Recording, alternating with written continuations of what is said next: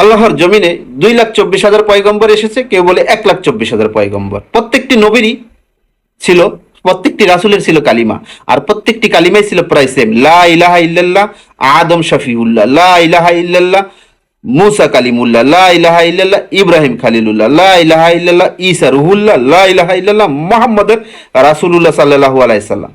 যখনই আমার নবীর নাম চলে আসে, আপনার নবীর নাম চলে আসে, তখনই সাথে সাথে কি চলে আসে?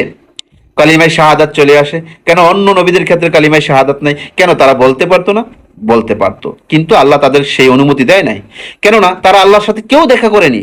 যখন আপনি কোনো কিছু জানেন নাই, দেখেন নাই, আপনার কাছে কোনো এভিডেন্স নাই, প্রমাণ নাই, আপনি যদি সেই বিষয়ে কোনো সাক্ষ্য দেন, এটা গ্রহণযোগ্য হবে না, হবে না, হবে না। আল্লাহর পরিকল্পনা, আল্লাহর উদ্দেশ্য, আল্লাহর প্রত্যেকটি কাজ নিখুঁত, নির্ভুল, নির্ভেজাল, তার প্রত্যেকটি সুপরিকল্পিত।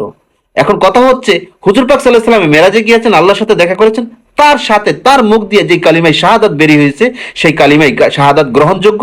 ওদূর ভবিষ্যতে এটা নিয়ে কোনো নাস্তিক প্রশ্ন তুলতে পারবে না। এটাই আল্লাহর কারিশমা, এটাই আল্লাহর সৌন্দর্য, এটাই আল্লাহর মহিমান্বিত। আল্লাহ সর্বশ্রেষ্ঠ, আল্লাহ কুল্লি শাইইন কাদির।